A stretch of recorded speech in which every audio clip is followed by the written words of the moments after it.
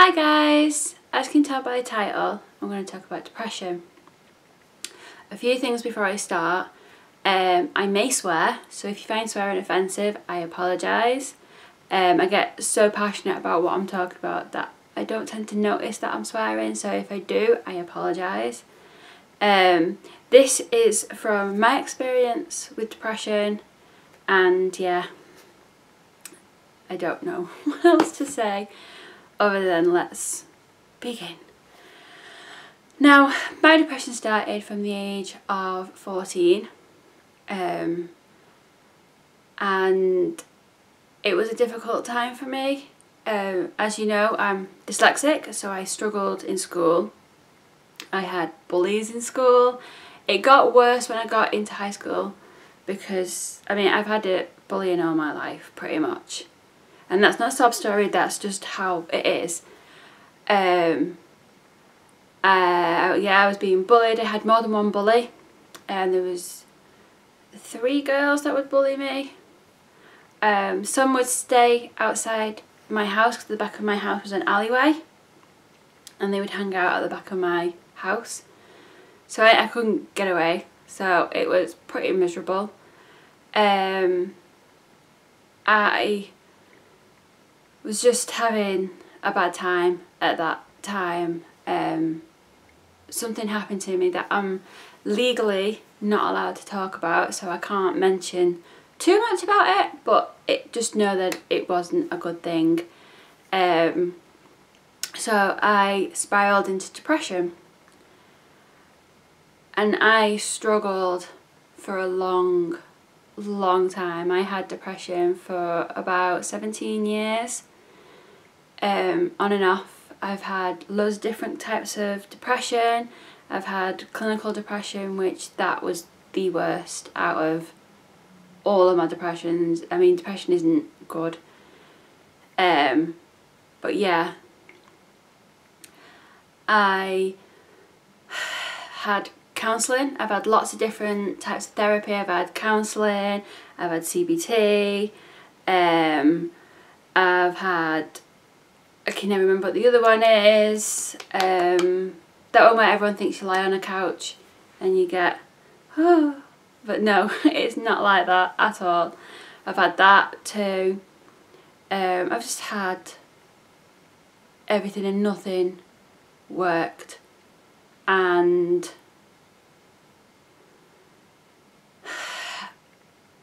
if it wasn't for my mother and my friends and family, I would never ever have got through it.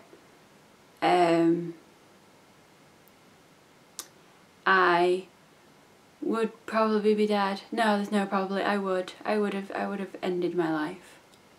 And I came close to it a few times, and they were the only ones that came to my mind and stopped me from hurting myself.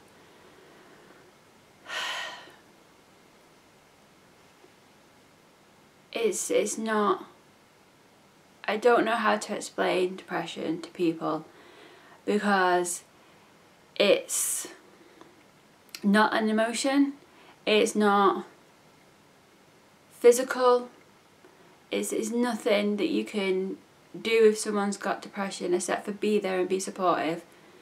And people cope with it in different ways. People push other people away, like I did even, because I felt like I didn't want them to see that Siobhan. I always referred to her as a different Siobhan because it didn't feel like me. It wasn't me. It wasn't who I am.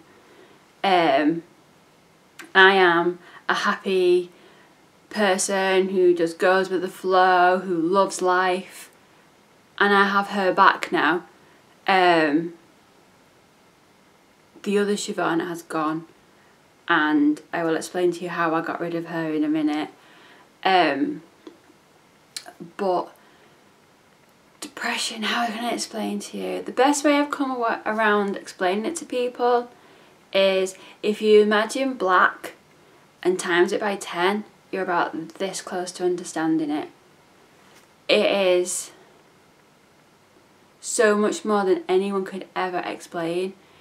I've heard it being explained before, and I think The best one was Stephen Fry, and he said, depression is like the weather, it just is. And I was like, that is a brilliant way of explaining it, because some days it's sunny, some days it's raining, some days it's sunny with bits of rain in it.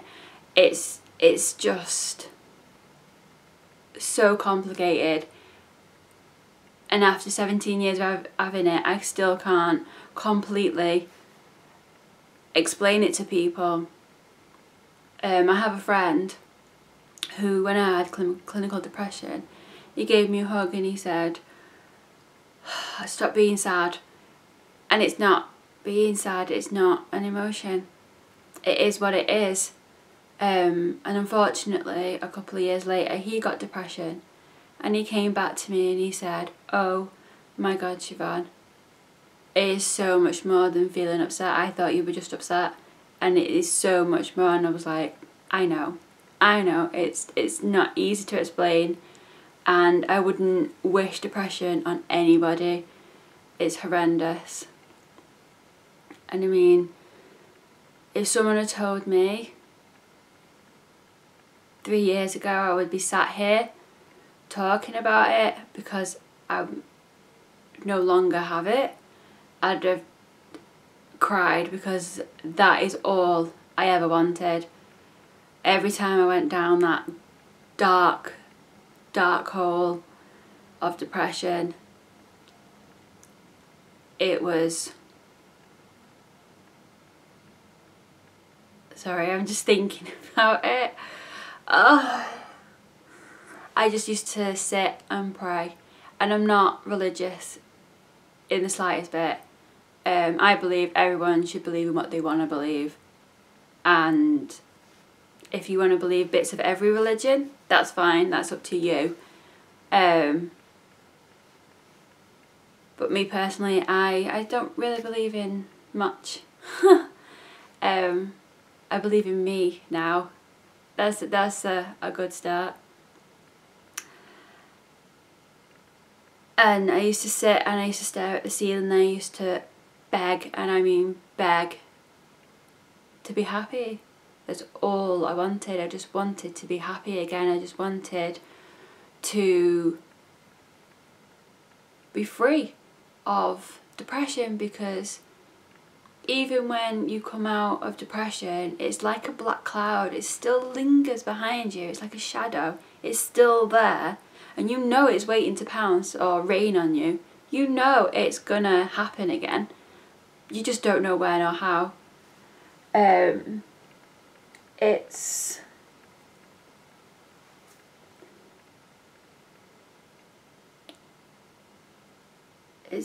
not pleasant, and it's not meant to be.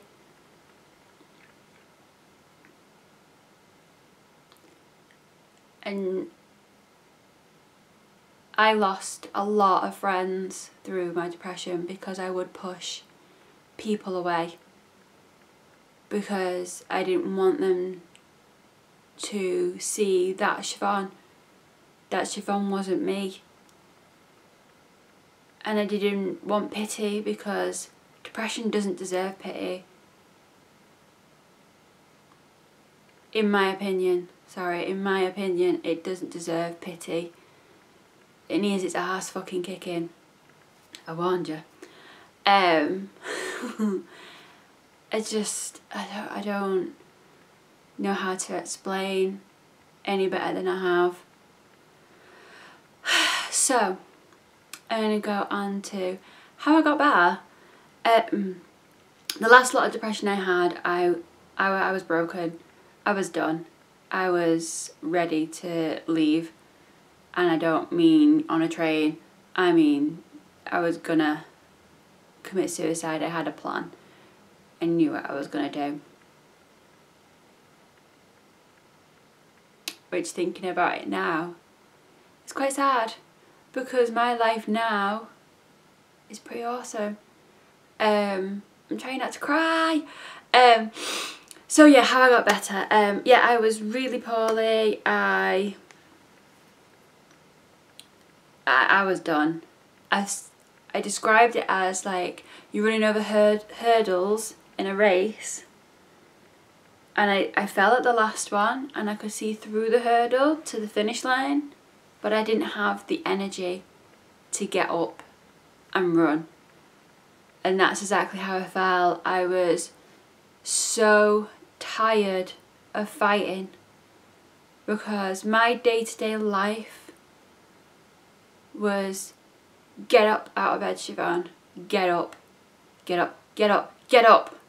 And I'd lie there just lifeless, because my brain would be, please get up. My body would be like, no, what's the point? And I would literally grab my hair and rip my head up off the pillow, because I had to, because I knew if I stayed in that bed, the day was wasted. It was done. Then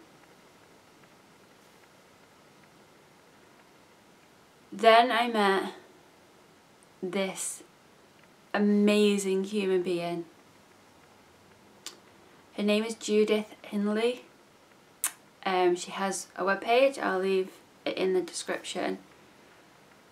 And she did this miracle therapy on me. I had to pay for it, she's private, but Judith was willing to come up with some form of payment scheme to help me pay for it before we had therapy. But luckily I came into a little bit of money, so I could pay for it one off, done, so we could get the therapy going, because I desperately needed it. And I remember being on the phone to my cousin and her saying, but what if it doesn't work, Siobhan? You've wasted that money. And I said, I've got to try. I've got to try, because if it works, what it could do for me is so much more than what money could ever be worth. And I would happily pay 4 times what she charged me. And it's the therapy is it's a mixture of 2. It's NLP, which is neuro-linguistic programming, mixed with hypnotherapy, and it is amazing. It's 3 sessions. Each session, that's hard for a dyslexic to say. Each you know what I mean. It lasts for 2 hours, so that's 6 hours. And after having hundreds and hundreds of hours of counselling and hours of CBT, I was like, 6 hours, that's not going to work. But I went open-mindedly, because I thought, do you know what? I've got nothing to lose. Because my mindset then was, if it doesn't work, I'll just put plan B in action and go off and end my life. So I had nothing to lose. I went to her and we started the sessions, and it was amazing. I thought, I've never been hypnotised in my life until that moment, because I was sat there and I remember feeling all sunk into the chair, and like I was the chair. That's how like relaxed I was. And I remember thinking, it's not worked. I can still hear the birds, and I can hear what's going on outside. What's going on? It's not worked. It's not worked. It's not worked. And I started panicking, and I thought, oh God, I'm not going to get better. Oh God, I'm not going to get better. And I went to open my eyes to say to her, this hasn't worked. But I couldn't. I was not in control of my body anymore. It was the weirdest thing in the world. And I just went with it. I was like, okay, let's do this. So I went with it. We did it. After the first session, I felt pretty good. the first session is when you talk first, sorry. You talk to each other. She asks you what you think your triggers are and stuff like that. She asks you things and she writes it all down. And then your second session is when you get hypnotised and you talk through it. It's weird, trust me, but it works. It really, really works. And then your third session is just rounding everything up, tying the knots in the ends of everything. And yeah, the first session I felt a lot lighter. Second, I felt even more lighter. The third session, I actually started crying because it wasn't there anymore. The shadow, the cloud, it wasn't there. I felt I could fly. I was that light and happy, and I haven't changed because I still feel like that. I feel like one push off the floor and I will go soaring up to the sky. I feel amazing. And she saved me from death. Literally saved me.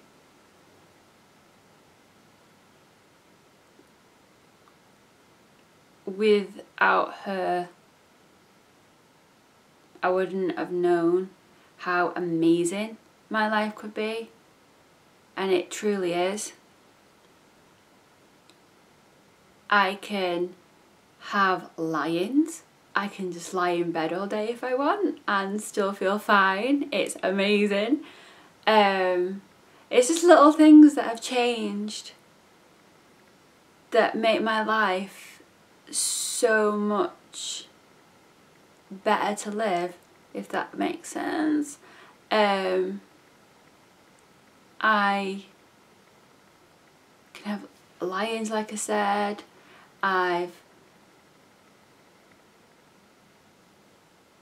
don't get angry as much as I used to. I used to get so cross with the slightest thing. It was silly. But yeah, I can't explain how amazing my life is right now. And it's all thanks to Judith, even though she says it's me as well. But I say she had the keys, I had the doors, together we sorted it out. It was a team effort, definitely then.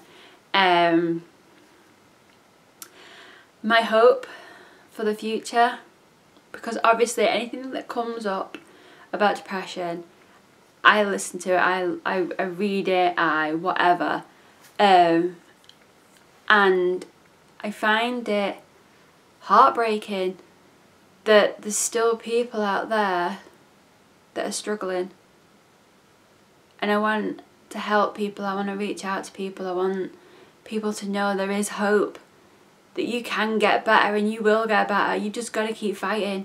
You've got to find your Judith. You've got to find that one person that is willing to go beyond to help you. That has the skills, that has the knowledge to know how to help you. And it's sad that there are more men that die of suicide because of depression than there are women, because women are more likely to say I'm not feeling good than men are, because there's still that fucking stereotype of I am man, I must be big and hard. No, it's okay to not be okay. It's okay to cry if you're a man or a woman. It doesn't matter. If you're feeling shit, then fucking talk to someone. I'm getting passionate, I'm swearing a lot, I'm sorry. But yeah, talk to somebody. I don't care who, the cat, the dog, the walls, the mirror, whoever you want to talk to them. Talking is good. It not only makes you feel better, it helps that person to help you. But if you're talking to a wall or a cat or a dog, they're not going to help you. Well, they might do. You never know, the dog or the cat might give you a hug and make you feel better. You never know. But you definitely need to talk to somebody, because life is amazing. And I know you don't think that right now because you have depression and depression makes the world look grey and dull and miserable, but it is worth living. Trust me. On the 22nd of July 2016, which is next Friday, I will be celebrating 2 years free of depression. And then on the 26th of this month, I will be celebrating 1.5 years free of antidepressants and beta blockers and. So there is hope out there. You just got to try and find it. And the only way you're going to find it is by talking to people and just getting the help you need. And there's nothing wrong with asking for help. There's nothing wrong with saying I'm not okay, whether you're a male or a female,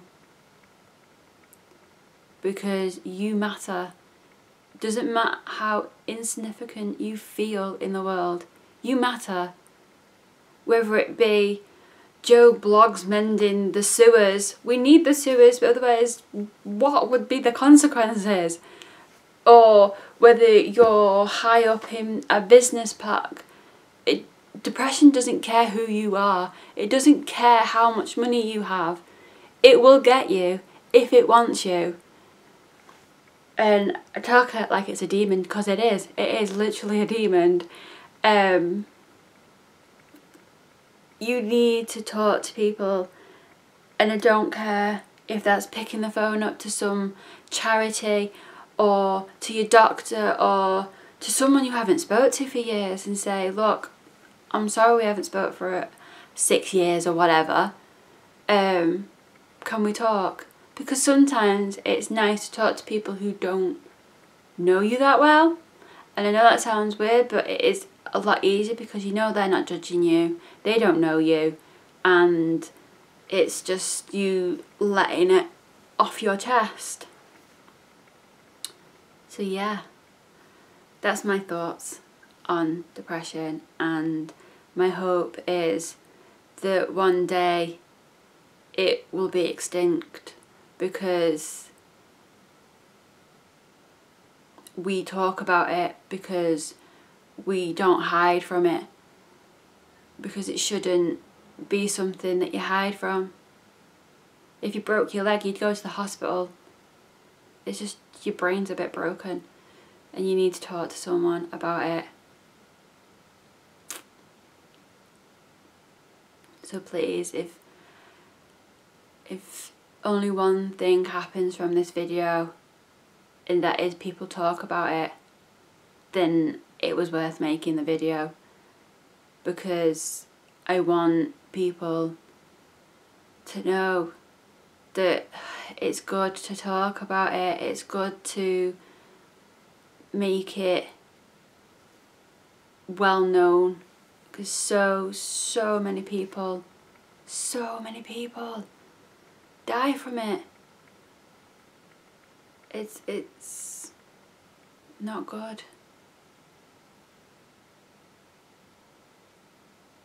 Sorry it's not been a cheerful video today.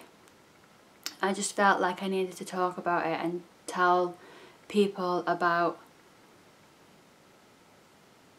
life. My life. It's not just my life. Other people suffer from depression. And I just want to reach at least one person and get them help. So yeah, if you've got any questions, please feel free to leave them in the comment section. I will gladly answer any. Or come find me on Twitter. It's at Pickamix3, all one word. Yeah, I will gladly discuss it with you. If you want a private chat, please just put, if you find me on Twitter or in the comments, say you want private chat and leave, if you leave it in the comment bit, leave a way of me to contact you personally. Don't leave phone numbers or anything that people can get you on other than me. So yeah, I think Twitter's probably the best way. So leave your Twitter name or whatever and I'll find you. Yeah, I don't know, my head's just like, oh my god. So yeah, and I will see you next week with another video. Yeah, okay. I'll see you soon, and you're important to the world and I love you all, and please stay safe and talk to each other. Okay, bye.